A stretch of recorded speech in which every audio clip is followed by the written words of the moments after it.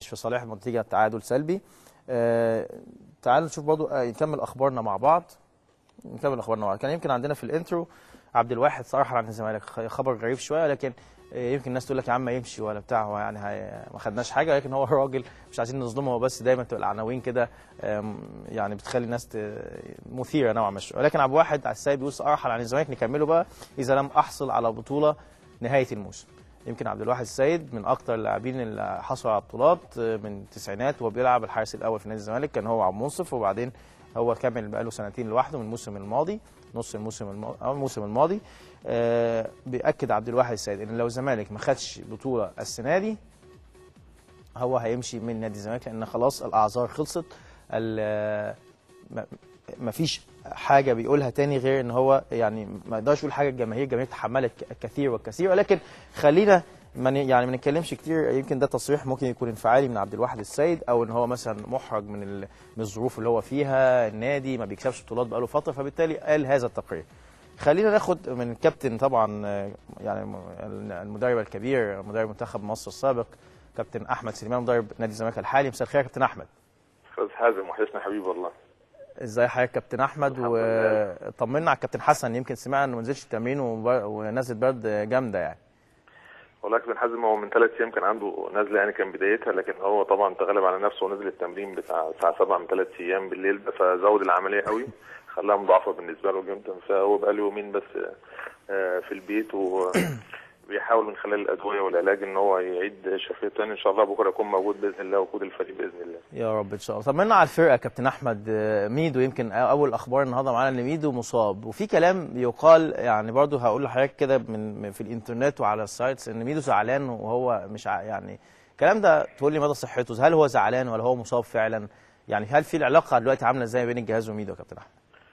انت عارف انا صريح، يعني لو في اي حاجه انا هقول على طول، ما عنديش حته الصراحه دي احسن حاجه. لا، ميدو فعلا مصاب من يومين وبيخضع لعلاج تحت دكتور ايمن فريد، لكن حته ان هو زعلان من الجهاز لا، مش موجود، والعلاقه بيننا على اعلى مستوى، وميدو بيقوم بدور داخل الفريق، وعارف احنا مدينه دور بين اللعيبه وبعضيها. انت عارف احنا عندنا مشاكل داخليه جدا في الفريق الفتره اللي فاتت ديت، لا داعي للحديث عنها في الفضائيات يعني. لكن ميدو من الناس اللي بيساعدنا في حل هذه المشاكل دلوقتي مع اللعيبه، وليه دور مع الفريق حاليا يعني.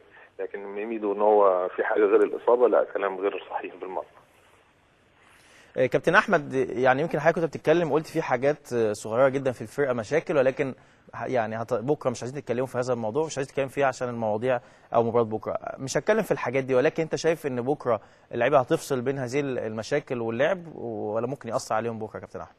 لا طبعا الحمد لله، النهارده الخبرات اللي موجوده في اللعيبه بتخليهم ان هم يتغلبوا على هذا الموضوع يعني. ابو واحد شيكابالا، ابراهيم صلاح، محمود فتح الله، لعيبه ليها خبره في الفريق، وعمر جابر لسه راجع، فكل دول طبعا لعيبه لازم تفصل يعني، لان طبعا المكسب هو اللي هيسرع بانهاء هذه المشاكل يعني، هيخلي الناس تلتف حوالين الفريق وكل حاجه تتحل، يبقى في سرعه اداء. لكن قدر الله هم يعلموا لو في اي حاجه غير المكسب الطبيعي كفريق نادي الزمالك وضعه الطبيعي في الدوري المصري، ده بتزود المشاكل اكتر عكس زياده على المشاكل الموجوده. فطبعا هم عارفين ان طبعا الحاجه دي هتبقى حافز اكتر لينا والاداره اللي عندنا والناس ان هم نحل جميع المشاكل، عشان مسيره الزمالك تمشي يكون وضعه الطبيعي في الجدول المصري.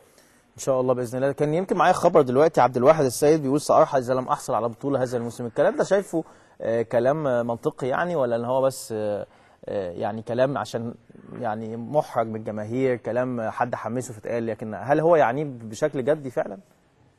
هو طبعا ما اعرفش تصريح، بس عبد الواحد نفسه ياخد فعلا، بقى لنا فتره مع هو كابتن كفرقه وما خدش بطوله مع الفريق، وكان اخر الكاس كان متاثر جدا بعد ما وصلنا على كاس مصر.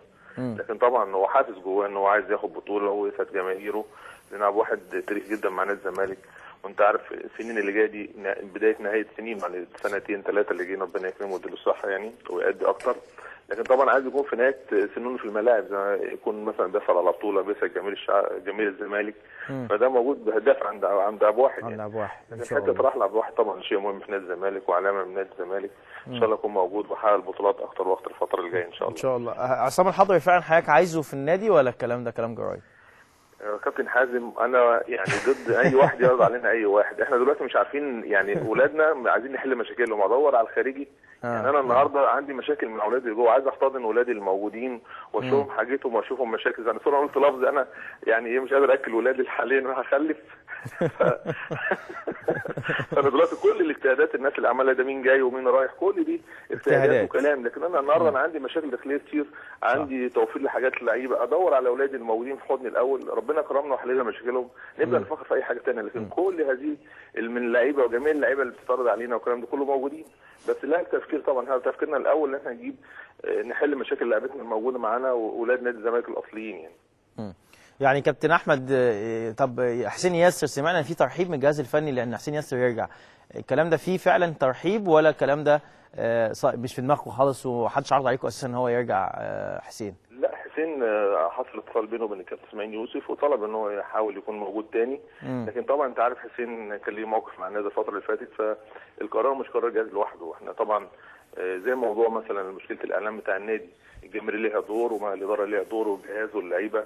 فعوده اي لعيب عمل مشكله في نادي الزمالك لازم يكون طبعا الجهاز النسبه كبيره للجهاز اكتر، لكن طبعا الجهاز يكون ليه راي في اي موضوع حاجه زي كده، اللعيبه زمايله. يعني انتوا موافقين يا كابتن؟ انتوا كجهاز موافقين ان هو يرجع؟ ما اتكلمناش يعني، هو راجل بيعرض، فاحنا طبعا مش معقول نقفل اي باب اي حد بيعرض يعني، لكن كله ده مؤجل. اي حاجه مؤجله، اي حاجه مؤجله لغايه امتى يا كابتن؟ مشكلتنا الداخليه يعني. لغايه امتى التأجيل؟ عندنا مشاكل كابتن حازم زي ما قلت لحضرتك، بدنا الاول نحله وبعد كده نفكر في اي حاجه ثانيه. طب ايه يعني عندنا المشاكل الداخليه بتاعتنا، اي حد بيتكلم في حاجه غير كده دي اوفر على المشاكل اللي عندنا. طيب يعني عشان بس الناس كابتن تعرف التأجيل ده لغايه يعني حضرتك حاطينه لغايه امتى؟ يعني مثلا ده هيأثر على انتقالات يناير مثلا؟ هل الزمالك مش هيقدر يجيب لعيبه حاليا لان في مشاكل، ولا الكلام ده ملوش دعوه بانتقالات يناير؟ لا اقدر انا لو حد طبعا يعني ما عندوش منطق لو انا افكر في اي انتقالات. بقول لحضرتك انا عندي ولادي اللي هم الاولين الموجودين معايا دول ليهم حاجات وليهم مستحقات افكر فيهم الاول، لما احل مشاكلهم ابدا افكر. زي ما قلت لحضرتك المثال، يعني انا ولادي اللي عندي الاول اراضيهم واوديهم وضعهم الطبيعي، وليا حاجات عندهم، هم ليهم حاجات عندي وانا ليا حاجات عندهم، احقق هذه المنظومه بعد كده ابدا افكر في اي حاجه ثانيه.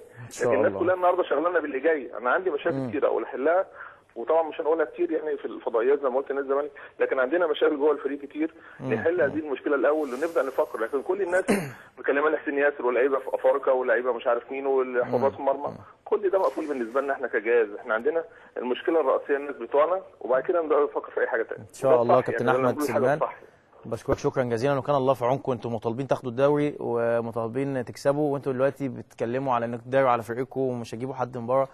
كان الله في عون نادي الزمالك حاليا والجماهير. عندي مسجز كتير جدا الناس تقول صفقات يناير صفقات يناير، عشان كده سالت كابتن احمد هتعملوا ايه في يناير، فالراجل بيقول بس نكفي حاجتنا الاول، نكفي